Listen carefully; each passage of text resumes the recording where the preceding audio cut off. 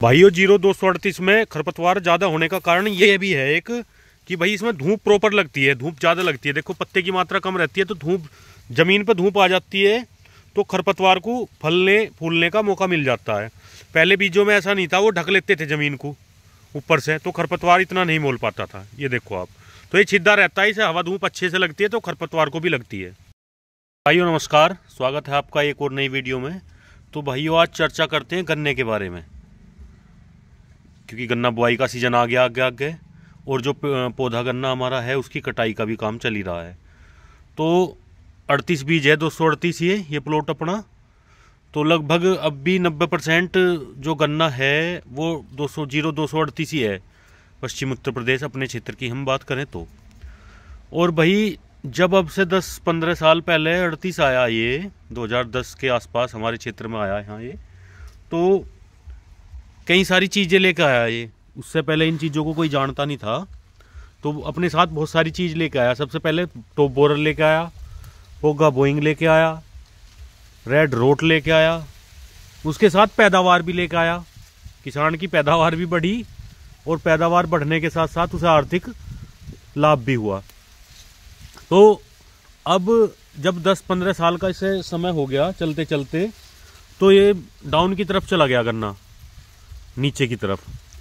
तो अब इसका सुधार होना इसमें नामुमकिन है, मुश्किल ही नहीं नामुमकिन है, इसमें सुधार नहीं हो सकता।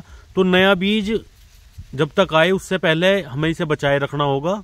नया बीज यानी कि इसकी टक्कर का थोड़ा थोड़ा बीज सारे बो के देखते रहे, जोन सा पास दिखाई दे आपको वो ही चयन करके और उसे अपने बढ़ा लें धीरे धीरे।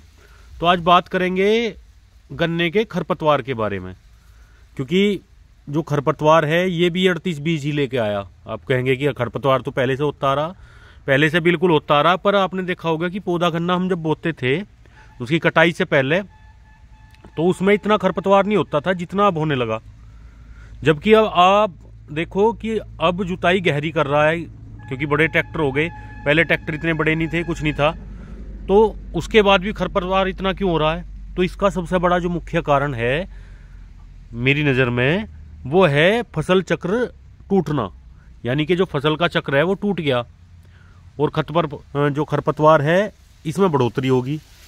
भाई गन्ना 2 साल रहेगा, उसके बाद हम या तो उसमें गेहूं कर लेंगे और गेहूं के बाद फिर गन्ना बो देंगे, या जो पछेता छुला थोड़ा सा पेडी लेट छुली तो उसमें हम वाहन जो बना लेंगे अपना और उसका अगेता गन्ना बोलेंगे उसे, जिसे फागुन का गन्ना कहते हैं भाई।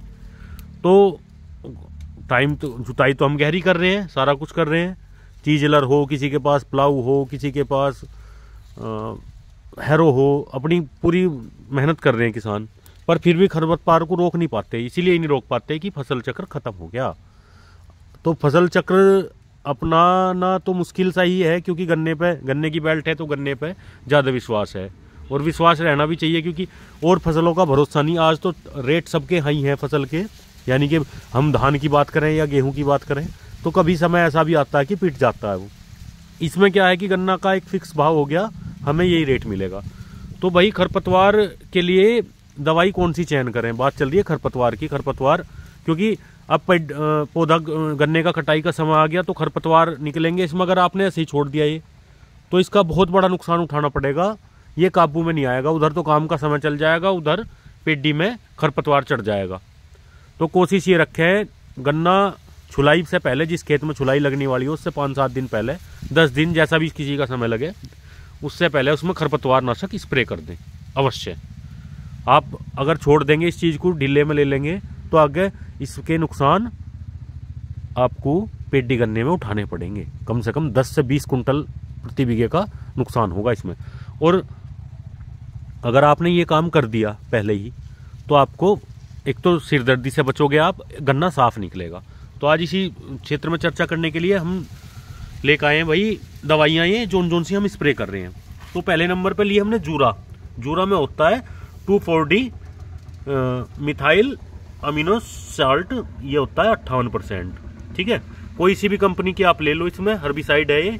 उसके बाद इसमें लगाया हमने इसके साथ एवर्ट का, ये है एवर्ट UPL का। ठीक है, ये भी हर्बिसाइड है, मैट्री क्या देते हैं इसे, तो कुछ किसान भाई दोनों चीज मिला के कर देते हैं, तो उसका रिजल्ट कहीं ना कहीं कम रह जाता है। दूब घास जैसी जो चीज है, मकड़ा और दूब घास, उस पर ये असर नहीं कर पाती। तो उसके लिए हमने ले लिया इसमें क्रिस्टल कंपनी का टॉपर, यानी कि 77%। ये है मीरा 71 जो आता था, यानी कि इसमें होता है सिस्टेमिक हर्बिसाइड। ठीक है, तो इसमें इसकी मात्रा कितनी लें उसे भी बताएंगे। और साथ में ले लिया नमक, 10 रुपए का नमक का पैकेट। तो आप इन्हें 1 2 3 4 चीजें होगी ना मिक्स करके, और आप अपने खेत में स्प्रे कर दें, बहुत ही बेहतरीन परिणाम मिलेंगे। और आगे हम दिखाएंगे भी कौन से खेत में हमने करी है और क्या रिजल्ट इसका रहा है। तो जूरा की बात करें भाई, 50 ml 1 बीघे में डाल लें, एक टंकी में, सॉरी 50 ml 1 टंकी में डाल दें।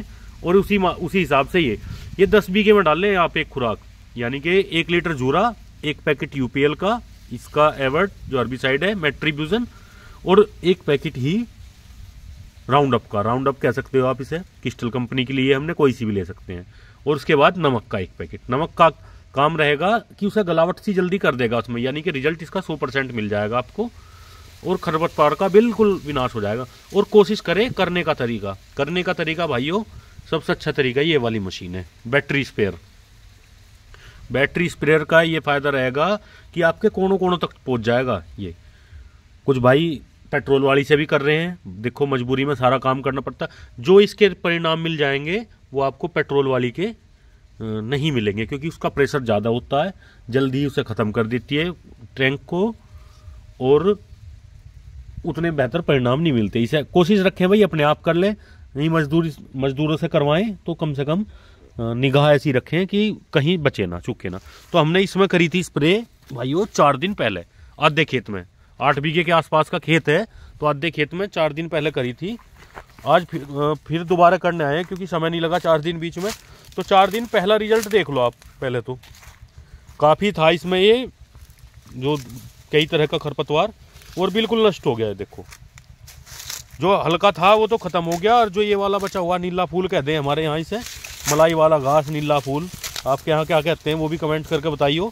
और ये देखो बिल्कुल साफ़ सुथरा हो गया, और इसमें से पोगे भी निकल रहे हैं। अभी तो नुकसान नहीं देगा पोगों को, ये थोड़ा बहुत करेगा, उससे ज़्यादा फुटाव होगा, और स्प्रे लगते ही और ज़्यादा फुटाव बढ़ जाएगा। ये देखो पोगे, तो कोशिश रखें भाई 2 से 2.5 फुट का पोगा तो छोड़ दें, उससे ऊपर का अपना काट लें, क्योंकि टॉप बोरर की समस्या रहे तो उसी पोगे में घुस जाएगा टॉप बोरर का जो कीड़ा है, गिंडार सुंडी। तो कोशिश भाइयों ये रखें कि भाई 2 फुट का पोगा छोड़ दें कम। जो हमारी मिलें हैं ये तो कह रही हैं कि भाई पोगा बिल्कुल ना छोड़ो, तो पोगा भी ना छोड़े तो किसान का काम चलने वाला है नहीं, तो पोगा तो इसे जरूर छोड़ना पड़ेगा। और गन्ने की कंडीशन देख लो भाइयों, प्लाऊ लगा हुआ खेत था ये, गन्ना तो ठीक सा खड़ा है, 70 के आसपास का एवरेज होगा, और एवरेज जब बाद में बताएंगे भी हम। बाकी समस्या यही है कि भाई टॉप बोरर की लास्ट तक भी समस्या आई है इसमें, और बहुत स्प्रे करने के बाद भी कम से कम 6 स्प्रे हमने कर दिए होंगे इसमें। मट्टी पलटी इस खेत की प्लाऊ लगाने के बाद। और इसमें देखो जो ज़्यादा पोगे निकलते हैं इसी वजह से निकलते हैं कि भाई इसमें टॉप बोरर आने के कारण ज़्यादा पोगे निकल जाते हैं, वो गन्ना ऊपर से रुक जाता है, बराबर में से शाउटिंग करने लगता है। ये देखो यहाँ, तो कहने का तात्पर्य यह है कि भाई स्प्रे जरूर करें। देखो रिजल्ट देख लो आप, बिल्कुल साफ सुथरा हो गया खेत। और जैसे ही कटाई लगेगी इसमें 2 दिन बाद कटाई जहाँ तक लगाएंगे हम, इसमें कोई पानी भी दे सकता है ना, पानी पहले दिया हुआ हो तो कोई दिक्कत नहीं, पानी देने की ज़्यादा भी आवश्यकता नहीं।